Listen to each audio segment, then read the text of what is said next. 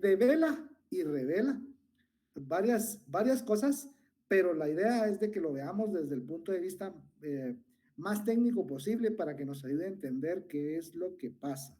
Y tiene toda la relación con lo que estamos abordando. Hoy sí, ya está en pantalla en forma de presentación, ¿verdad? Sí, licenciado. Ahí está. Bien, entonces hoy es nuestra sesión número 10. ¿Cómo va esto? Y el tema de hoy es vulnerabilidad de nuestra economía ante shocks externos. Muchos de esos shocks externos van a ser de naturaleza económica o van a ser de naturaleza aparentemente extraeconómica. Pero lo que tenemos que pensar siempre es de que la economía funciona como una telaraña. Y en esa telaraña todos los hilos están conectados entre sí. Y van a haber algunos shocks, algunos embates, algunos choques que hagan que la telaraña se mueve. De que se va a mover, se va a mover. Hay algunos que van a hacer que la telaraña se mueva muy poco y hay otros que van a hacer que ésta se sacuda. Entonces, hay que ver cuáles son las características que hacen que estos impactos nos golpeen y por qué. Bueno, vamos. Hay algunos conceptos básicos a los cuales tenemos que entrarles para ir capturando para ir diferenciando de qué es lo que estamos hablando. Y todo tiene que ver con riesgo. Bueno, porque los shocks externos son efectivamente riesgos y parten de una situación en la que existen amenazas o peligros. Esas amenazas o peligros pueden ser eventos físicos, de origen natural, de origen tecnológico, o sean provocados por el hombre. Todos son eventos potencialmente perjudiciales. Pueden interrumpir la actividad económica, pueden tener consecuencias económicas, puede haber degradación ambiental y en el peor de los casos pueden incluso causar la muerte o lesiones graves a los agentes económicos. Dentro de esas amenazas o peligros, como nuestro tema es estrictamente de aspectos físicos ligados a los temas de recursos naturales, vamos a hablar de amenazas naturales, elementos que están del ambiente biofísico. Son peligrosos para el hombre y que están causados por fuerzas que han estado ahí durante toda la historia de la humanidad, pero antes de que la humanidad existiera, todas estas amenazas que provienen de fenómenos naturales han existido. De hecho, la conformación misma del planeta se ha dado en función de la combinación de estos elementos naturales que están en constante cambio. Porque efectivamente lo único que permanece constante siempre es que las cosas cambian. La actividad volcánica, la actividad sísmica, el tema de el viento, las mareas, la acción del sol, eventos entonces hidrológicos, geológicos, han existido y son parte de el medio natural. El asunto es que estos crean exposición. Cuando un sujeto o cuando un agente económico está en alguna condición de desventaja respecto a ubicación geográfica, a la posición o su localización en tiempo y en espacio, en determinadas circunstancias está más expuesto a los riesgos. Estos le van a impactar por diversas circunstancias, pero hay sin duda elementos condicionantes que van a hacer que un sujeto económico un agente económico, que un sector, una actividad, incluso la economía de un país, estén más expuestas que otras. Bueno, un shock externo es un acontecimiento adverso que puede provocar disminuciones acentuadas en los estándares de vida y una pérdida del bienestar.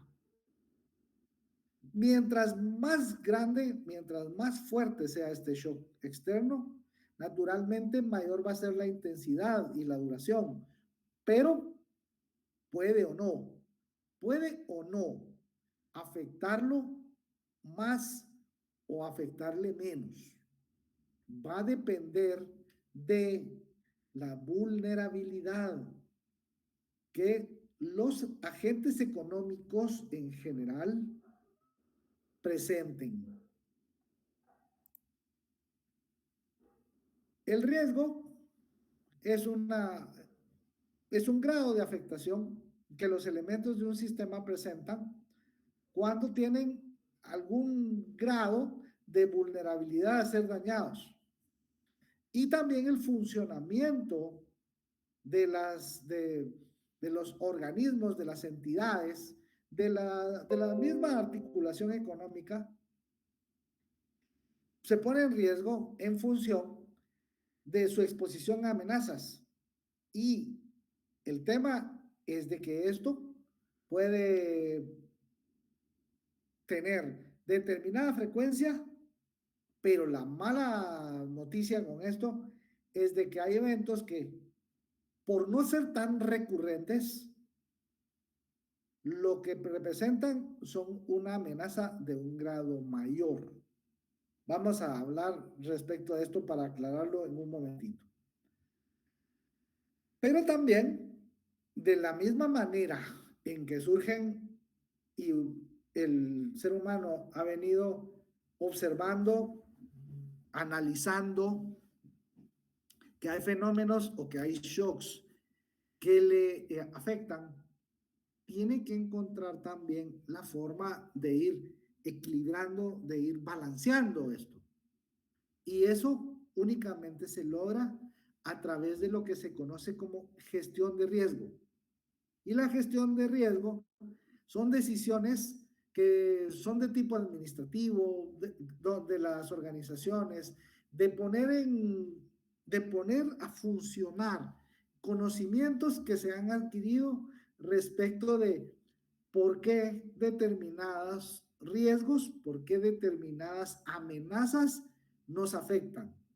Y una vez entendiendo por qué nos afectan, tratar de hacer los ajustes que se necesiten para que nos afecten menos o para que en el mejor de los casos, aunque esa es una condición muy difícil de lograr, ya cualquier shock, riesgo o amenaza ya no nos afecte.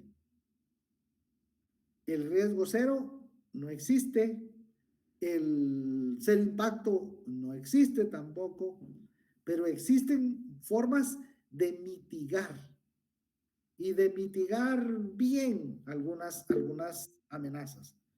Adelante. Una pregunta, Lick. Ahorita que estamos hablando de estos shocks externos, como menciona que digamos que los efectos naturales también influyen, digamos que como ahorita Turquía con lo del terremoto, ¿verdad? Que su economía pues fue golpeada por lo que está pasando, ¿verdad? Sí, correcto. Para ahí vamos. Paciencia un segundito.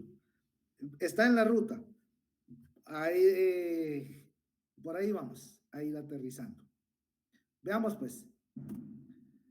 Ahora, hablamos hace unos momentos empezábamos con el tema de que macroeconómicamente Guatemala es un país muy fuerte.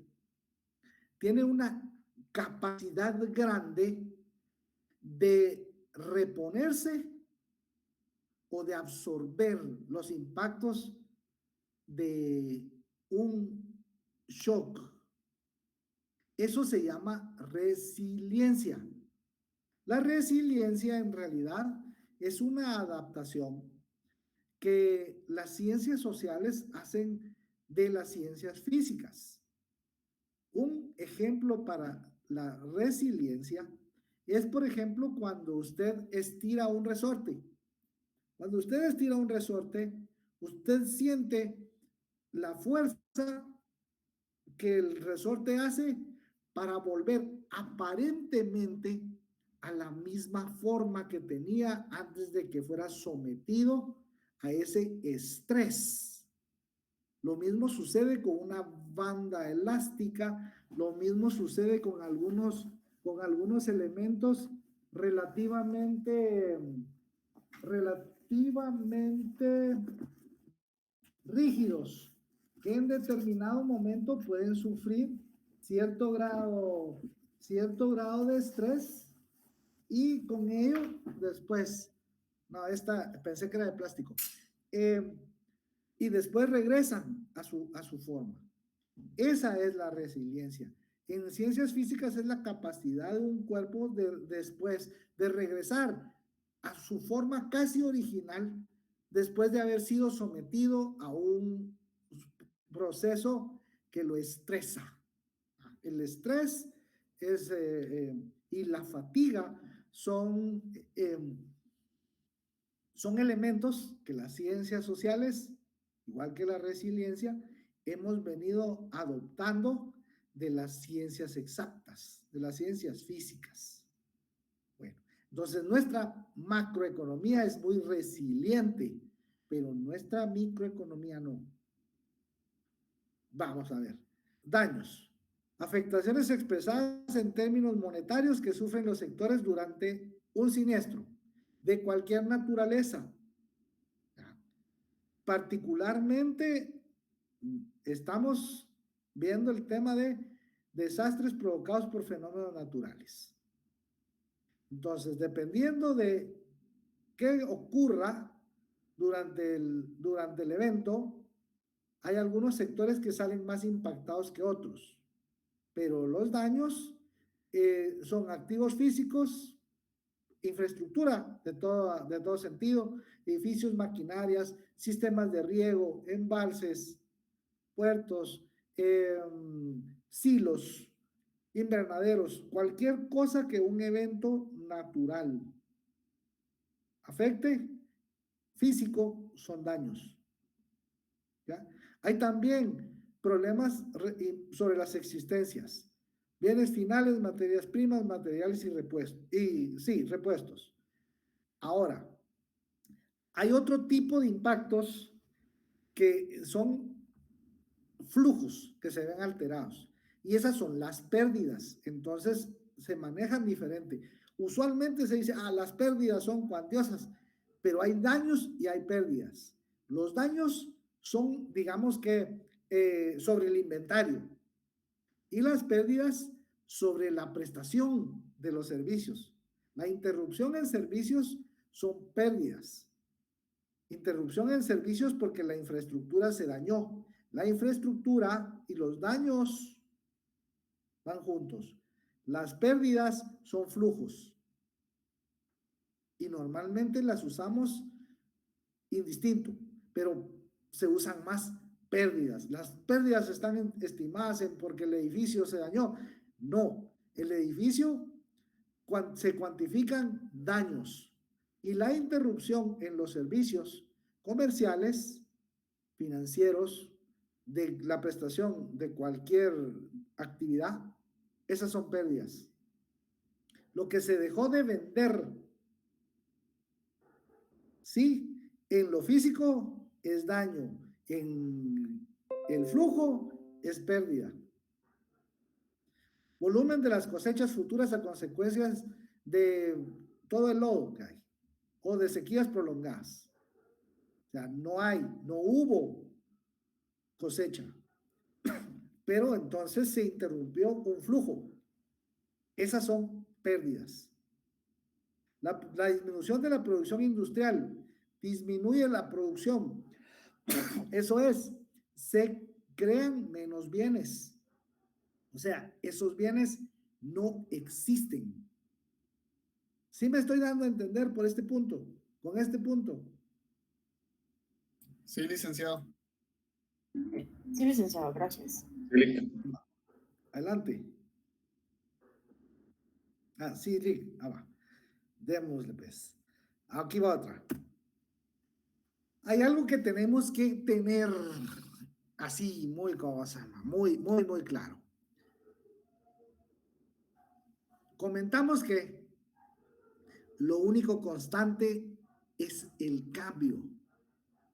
Y la naturaleza de los riesgos está precisamente en función de que todo cambia, en función de ciclos, en función de periodos a veces largos y otros relativamente cortos, en los cuales la percepción respecto de la amenaza y del tipo de amenaza evoluciona. Acá en la pantalla hay 10 años, no 10, un periodo de 10 años, en los cuales en los años seleccionados podemos observar cómo han variado los riesgos. Vamos aquí. Azul económica, verde ambiental, naranja geopolítico, rojo social y tecnológico morado. Regresemos aquí con esa misma lógica. Y vemos cómo en 2009, después de la crisis financiera internacional, la percepción de los riesgos se quedó como prioritario y como el que más podía afectar. Después vamos a ver el mapa de cómo es que se leen. Aquí están los listados en colores para que veamos lo cambiante. Después vamos a ver el esquema, la dispersión y cómo se ubican en función de su ocurrencia en cuanto a tiempo y de sus impactos. 2009, la principal preocupación es el colapso de los precios de los activos. En 2010 continuaba eso, porque no se había quitado el impacto, no se había quitado la resaca de lo que sucedió en 2008 y 2009 con el tema de el sector inmobiliario en Estados Unidos, que provoca una crisis global como no se había visto desde la misma que provocaron ellos también en los 30. Desigualdad significativa de ingresos, 2012-2013. 2015, conflictos internacionales que tienen consecuencias regionales. Y no se les había ocurrido siquiera que venía 6, 7 años después Rusia-Ucrania.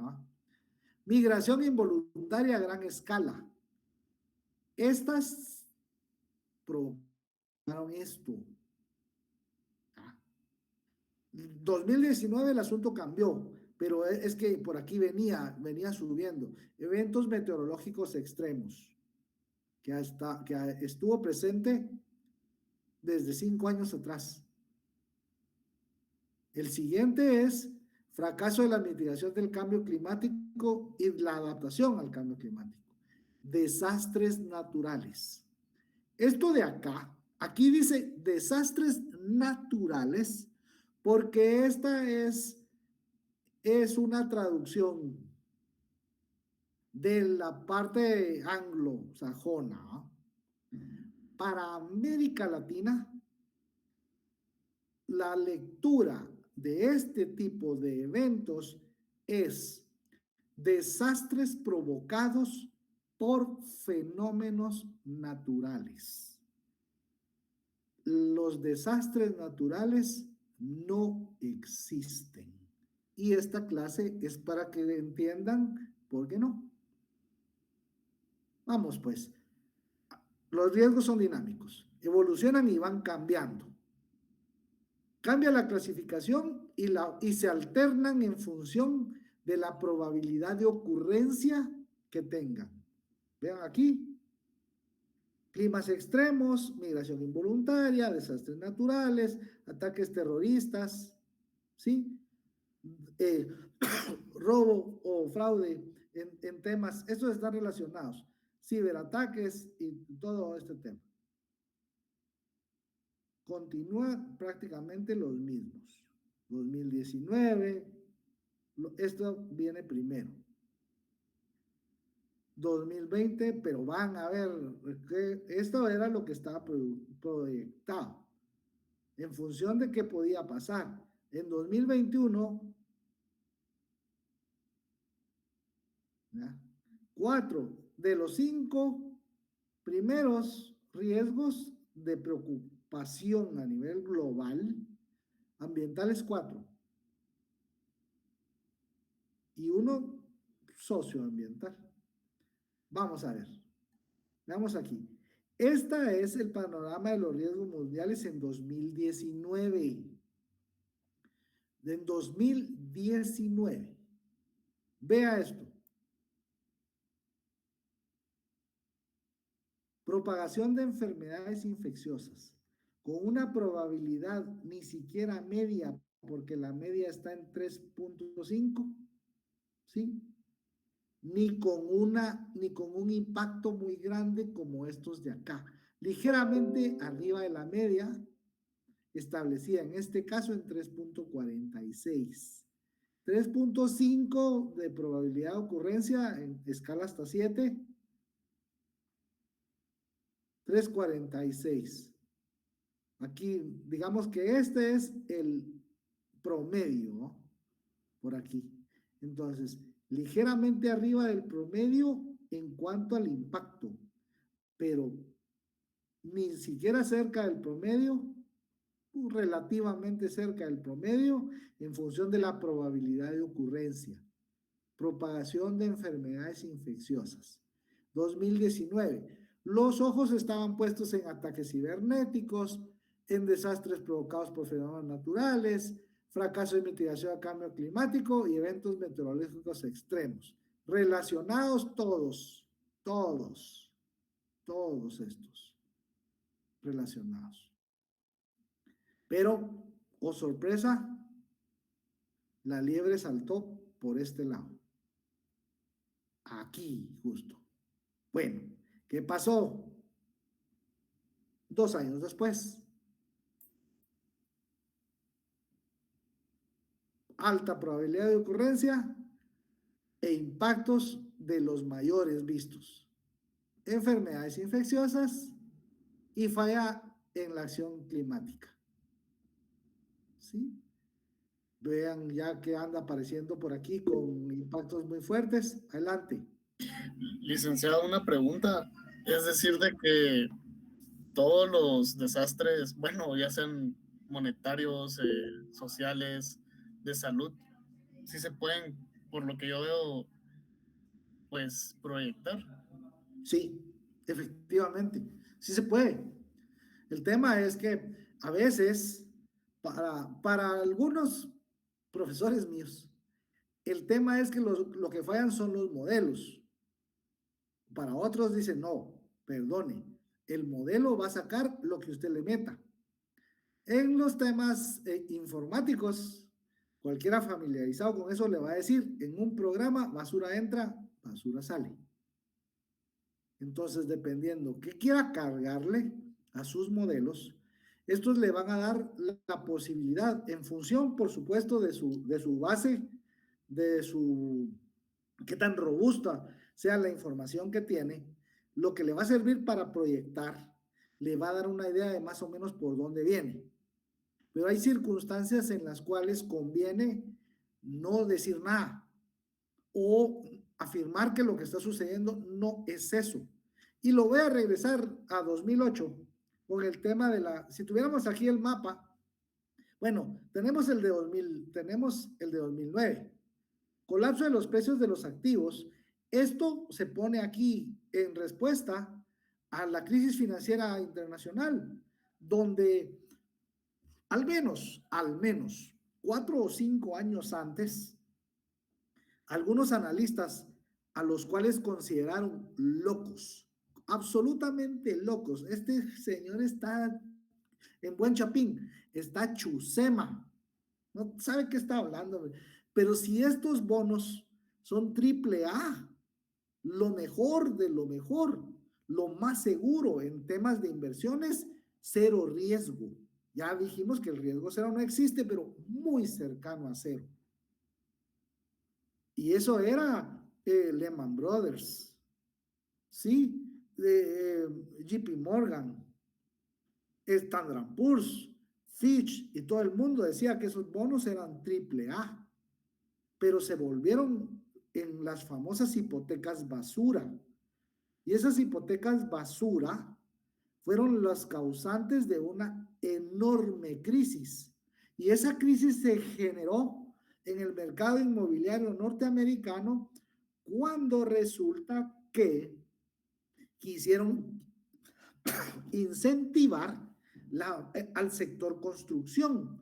Y lo que hicieron fue relajar las condiciones de riesgo en cuanto al análisis, porque ya no era necesario que llevara mucho tiempo de estabilidad laboral, ni que cumpliera con la regla de que al menos tendría que tener el 30% disponible para hacer el pago de su hipoteca. No, no importa.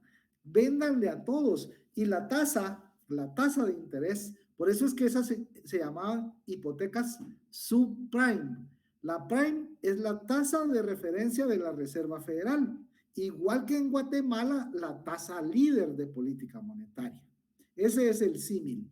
Entonces, la tasa líder de política monetaria es un indicador de por dónde deberían de estar las tasas de interés para determinados sectores, para que resulte cercano a lo que el mercado va demandando. Pero si le baja mucho, ahí entra cualquiera. Es exactamente lo mismo que está pasando en Guatemala ahorita, donde hay instituciones financieras o entidades financieras que están dando tarjetas y están dando préstamos a diestra y siniestra. Lo llaman y lo único que tiene que hacer es decir que sí, ese es mi DPI. Ya ni copia le piden y le dicen, está disponible para usted 20, 30, 40 mil quetzales ahorita. Y si no los tiene en 30 minutos, le regalamos 400. Puchis, ¿dónde? ¿Y el análisis de riesgo? Saludos. Igual se pusieron con el mercado inmobiliario en Estados Unidos. Entonces, efectivamente, todo esto que está aquí, desempleo, falta de gobernanza, inestabilidad social, crisis en los sistemas financieros, todo eso se puede monitorear. Y hay indicadores que dicen esto viene mal, pero hay intereses que dicen esto de aquí viene bien. Pero es que nada. O mire, o no lo escuchen, o usted está despedido, o mire, usted se calla, porque lo que hay en juego son intereses monstruosos. Lamentablemente pasa para muchas de estas categorías, pero sigamos avanzando. Aquí, entonces cambió. Enfermedades infecciosas y cambio de clima. Ahora veamos, ¿qué pasó? ¿Cómo estamos actualmente? Actualmente, ya que se tiene la percepción de que la pandemia ha sido superada, las principales preocupaciones a nivel mundial, recuerde, estas son perspectivas que se dan por percepciones, ¿sí? Entonces, ¿cuáles son los 3 issues de preocupación mundial? La crisis energética por precios del petróleo primero, pero aquí el que está marcando esto es el bloque de los países del euro. Y todo el tema es, ya lo mencionamos, el abastecimiento de gas, el abastecimiento de carbón y de petróleo por el tema del conflicto Rusia-Ucrania. Y cómo no hay suficiente capacidad de respuesta, o a veces la elasticidad va también a marcar una buena parte de la suerte de estos mercados para que esto no sea una preocupación. Crisis en el incremento del costo de vida. Y por último, inflación creciente. Todo lo estamos viendo. Y todo lo estamos viendo en Guatemala. A veces llega rapidito y otras veces llega con rezago. Pero mire cómo terminó la inflación el año pasado. estas dos cosas tienen que ver, sí. Entonces acaba. Hay riesgo de una recesión a nivel mundial. Eso es lo que nos están indicando. Y eso es a lo que apuntan Banco Mundial, Fondo Monetario, BID, todos. Adelante. Licenciado, solo una pregunta. Yo estaba pues leyendo que según el FMI, pues sí, no lo llama como una recesión, sino como una desaceleración. Desaceleración. Ajá. Ajá. Y pues sí se estima que los niveles de inflación bajen para este año, ¿verdad? Pero eso Ojalá. no lo podríamos decir a ciencia cierta porque pues influyen todas estas variables, ¿verdad? Sí, de hecho, hay múltiples razones. Para eso tendremos que analizar los factores de riesgo que la Junta Monetaria analiza cuando quiere cambiar o no la tasa líder. El crecimiento de China, conflicto Rusia-Ucrania, precio internacional del petróleo, pero todo está aquí. ¿Ya? Inflación. Sí, nuestros principales socios comerciales sufren de altos niveles de inflación. Lo que sucede, recuerden, es que su capacidad de consumo se reduce. Y si su capacidad de consumo se reduce, compra menos. Y resulta que va a comprar menos interno o externo. Y en el menos externo, ahí vamos, todos los que les vendemos. Y todo lo que le vendemos. Porque si a eso vamos, Guatemala vende como principales tradicionales el postre. ¿O no? Va. Ahí va, pues. Entonces, la preocupación viene por aquí. Este es nuevecito. Bueno, ¿qué pasa? ¿Por qué es que los desastres naturales no existen? Porque los desastres, se produce un desastre cuando se conjugan, cuando se juntan estas condiciones. Hay amenazas y peligros, las han habido siempre. Desde que el mundo se empezó a formar. Hay exposición, ajá, pero la condición es esta, vulnerabilidad. Cuando todas estas se juntan, se ocasiona un desastre. La vulnerabilidad es una construcción económica social, pero hay algunos factores que tienen que ver con la actividad económica que van causando, se recuerdan que vimos cuando estábamos hablando de la relación economía y ambiente, veíamos que en el flujo, en el funcionamiento de los sistemas, en el sistema global biosfera, el subsistema económico le mete cuanta basura puede al subsistema natural. Además de que le extrae todo lo que puede y a la velocidad más rápida que pueda en función de su costo de oportunidad.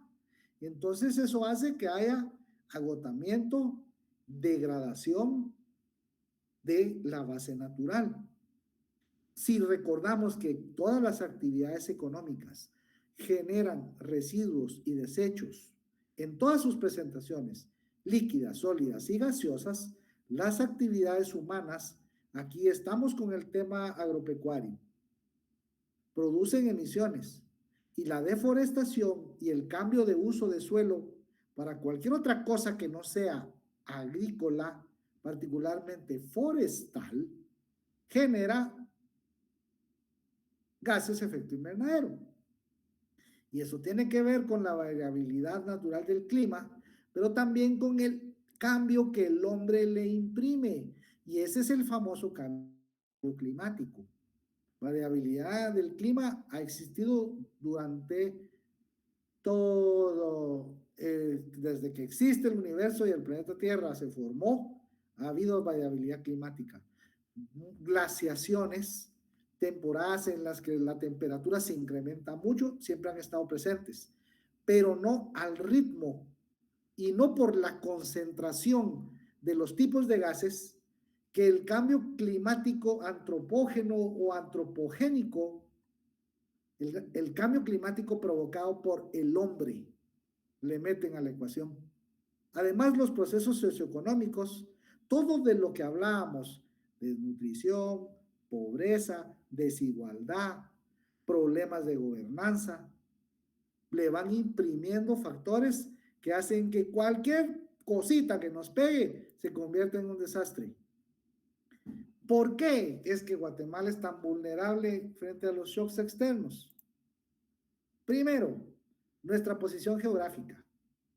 Nuestro país está ubicado en lo que se conoce como la zona de convergencia intertropical. Se llama así porque está ubicada entre el trópico de Cáncer, aquí arribita por el lado de los Estados Unidos mexicanos, y el trópico de Capricornio, aquí a la altura de Sudamérica, Argentina, Chile, Uruguay están por aquí. Acá, Centroamérica, esta parte del globo, esta parte, esta zona de convergencia intertropical es la que tiene las mejores condiciones agroecológicas para el cultivo del café, como cosa curiosa, como cosa positiva. Pero como cosa negativa, tiene que aquí, en este sector, es donde se forman los huracanes y las tormentas. Y si vamos de este lado, los tifones. Esa parte me gusta a mí, jugar con eso. De este lado se llaman tifones, todas las depresiones tropicales, y de este lado se llaman huracanes. ¿Quién me dice por qué de este lado del globo se llaman huracanes?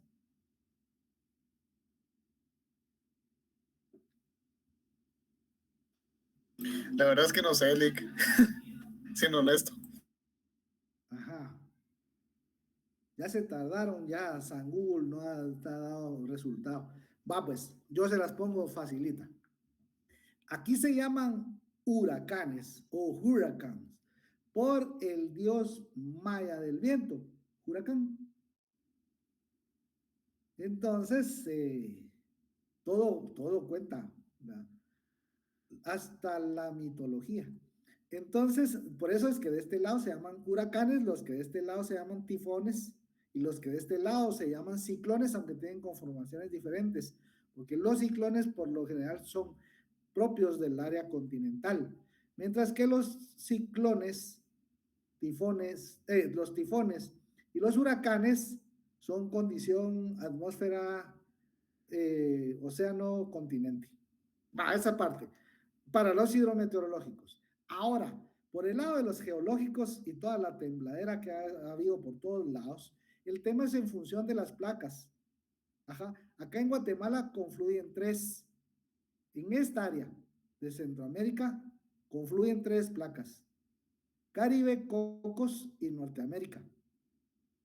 Además, esta línea roja que está aquí bien marcadita se conoce como Cinturón de Fuego del Pacífico, la zona más sísmica del planeta y la que, además de eso, tiene la mayor cantidad de volcanes activos. Es el Cinturón de Fuego del Pacífico. Eso hace que nosotros en el país observemos una combinación de amenazas naturales, tanto desde las geológicas como las que se conocen como hidrometeorológicas, hidrológicas y meteorológicas. Por este lado, terremotos, deslaves, lajares, deslizamientos, avalanchas. Acá también deslizamientos y avalanchas, pero húmedos. Son movimientos de masa, aquí secos y acá húmedos. Pero también huracanes, tormentas, depresiones tropicales. Estos van bajando en función de una categoría que se llama Saffir-Simpson. Igual que de este lado están la de Richter y la de Mercalli. Para el tema de los terremotos, los eventos meteorológicos también tienen escala. Esa se llama Saffir-Simpson. Y va 5 es un huracán súper catastrófico. El último que ha venido por esta región con esa categoría fue Mitch.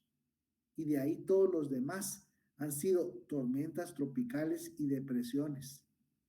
Pero igual nos han pegado duro. ¿Por qué? Porque nuestra vulnerabilidad es creciente. Entonces, una persona, un organismo, un sistema es vulnerable en la medida que es susceptible a ser afectado por cualquier cosa que le pegue. Le pega el aire y le dio gripe. Eso es por su grado de vulnerabilidad. Si estuviera bien nutrido, bien vitaminado, bien abrigadito, le puede pegar un gran chiflón y no pasa nada, solo se va a irritar un poquito. Ahí es menos vulnerable. Pero si está todo destapado, descuidado, esas son circunstancias que lo ponen vulnerable. Entonces, la vulnerabilidad está determinada por factores físicos, por factores sociales y económicos y ambientales. Por eso es que en Latinoamérica, dentro de los temas de la gestión de riesgo y toda la teoría del riesgo, se afirma que los desastres naturales no existen. ¿Por qué? Porque la vulnerabilidad, cuando se junta con los fenómenos naturales, se causa un desastre. Pero el fenómeno por sí está en todos lados y hay lugares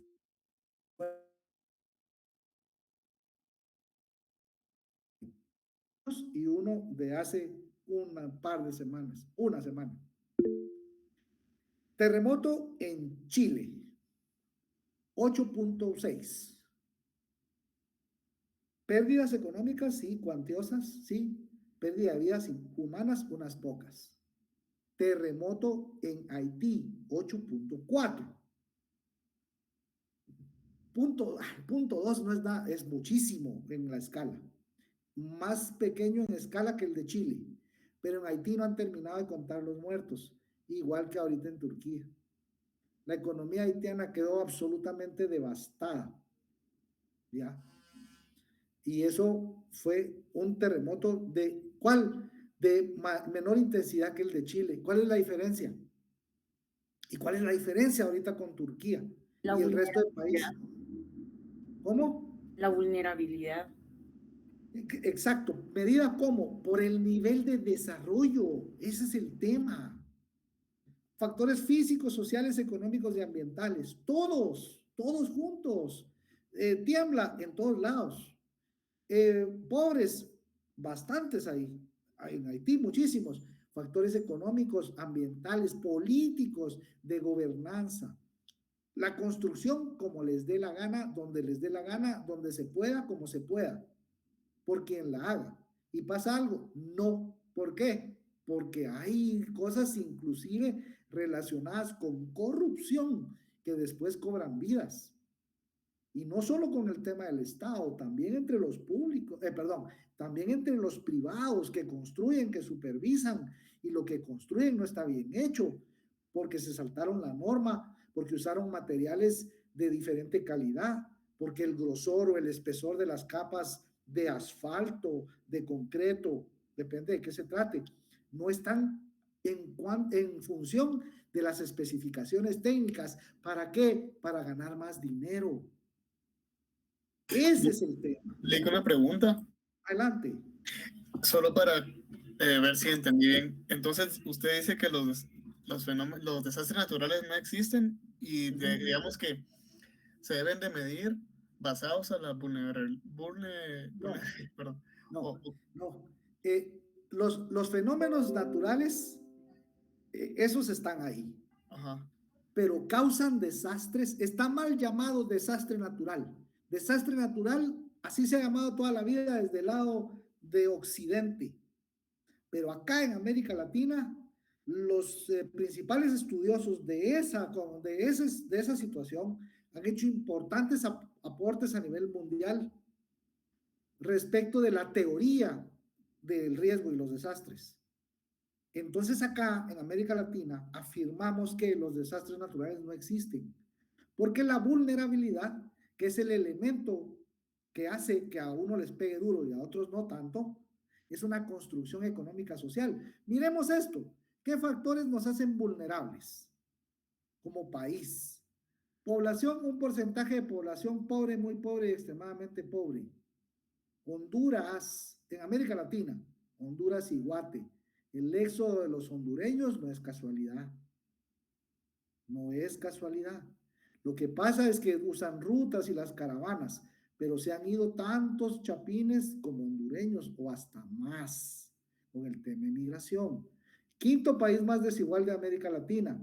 0.84 coeficiente de Gini para la distribución de la tierra. Ajá. 50.9% de población rural e indígena. Rural e indígena. Veamos aquí los países con los valores más grandes respecto del mapa de pobreza. 74% de pobreza en área rural, 63.8% de pobreza entre pueblos indígenas. ¿Casualidad? Para nada. ¿Qué más? ¿Qué otros factores nos hacen vulnerables? Seguridad alimentaria, proyectados de febrero a marzo 2022, año niña. Ahora, en año niño, como ahorita, complicado. Estas partes. Esto se llama hambre estacional, ligado a desnutrición aguda, pero el resto, la desnutrición crónica, bien asentada. Índice de desarrollo humano, país categorizado como índice de desarrollo humano medio, con tendencia a bajo.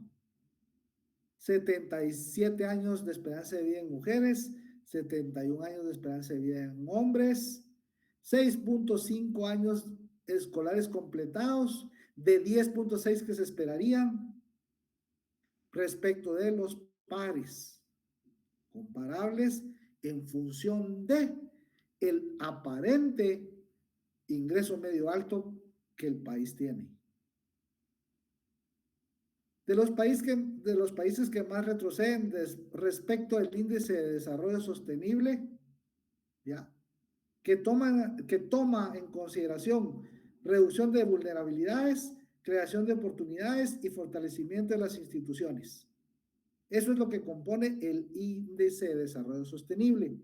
A diferencia del índice de desarrollo humano, salud, educación e ingreso per cápita, este cuenta otros elementos, en los cuales también estamos algo complicadones.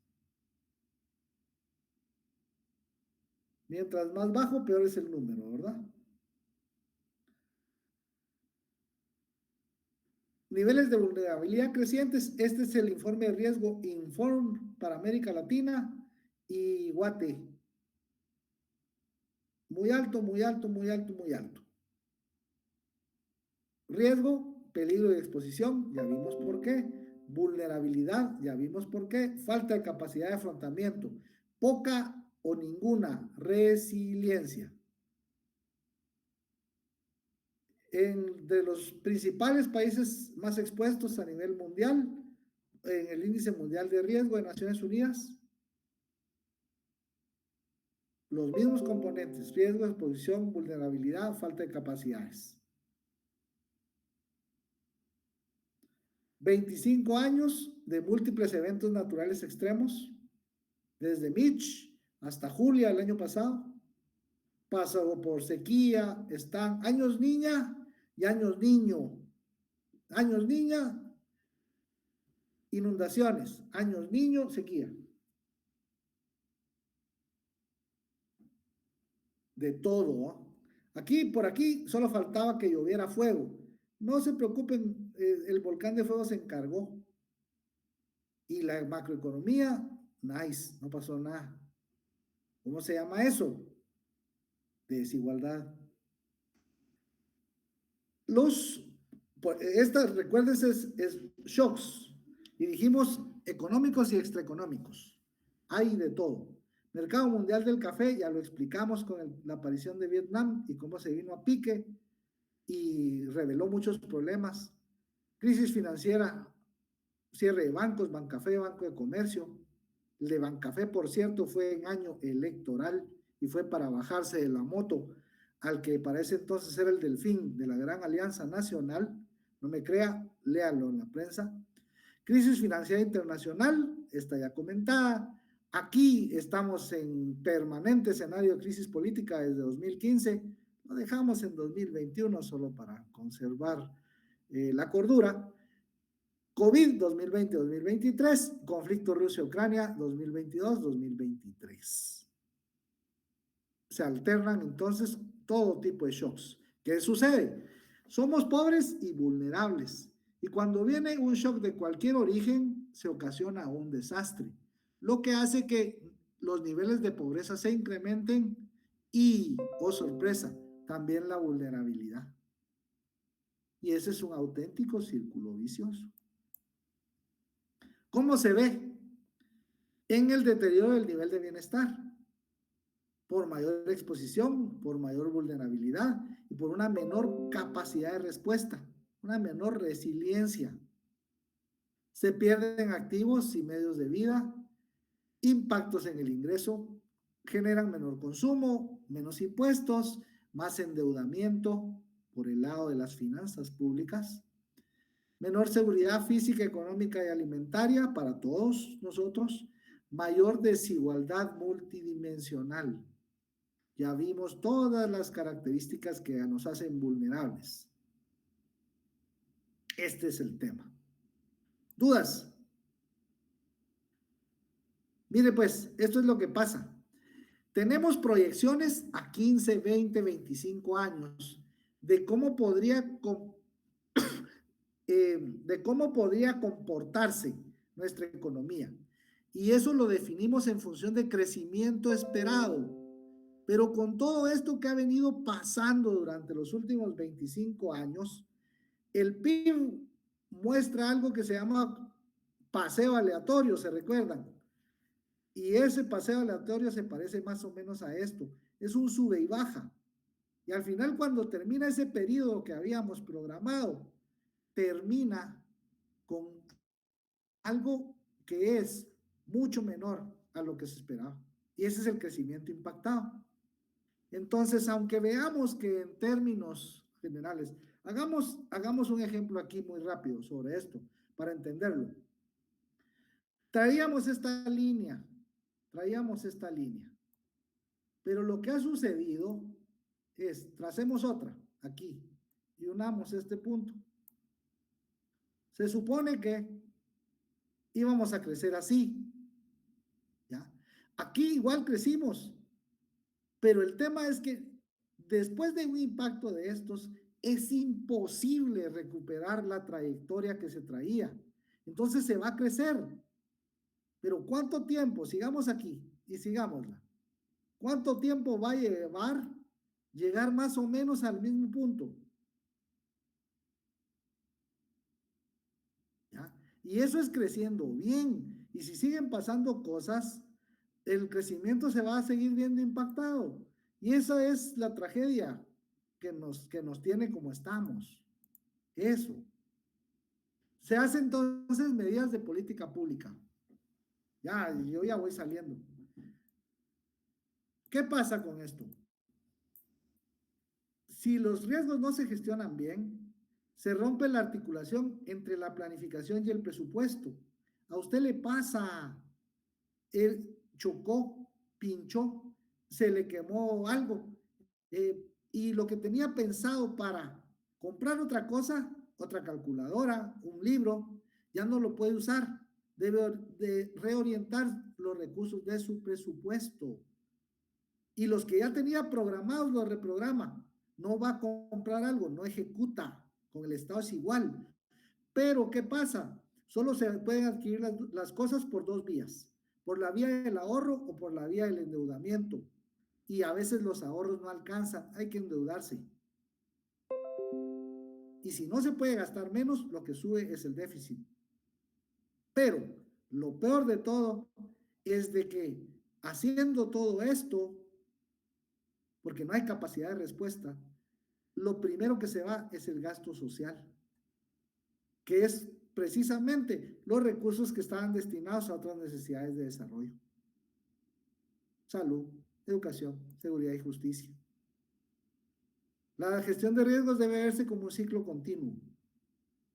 Hay que analizarlo porque son cambiantes, ya vimos, siempre surgen nuevos. Esto no para, hay que ver, hay que diseñar políticas públicas basadas en evidencia.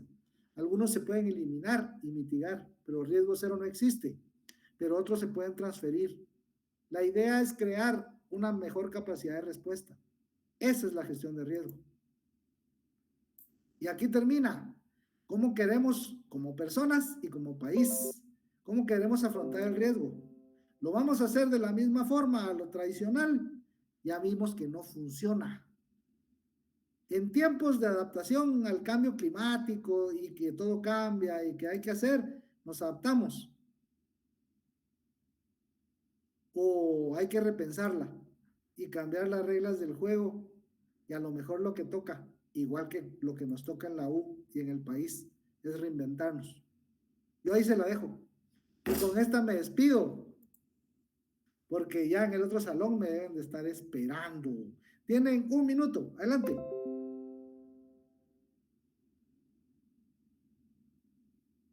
Si le gustó, al menos haga así. Interesante la clase, Lick. Ah, eso está bueno.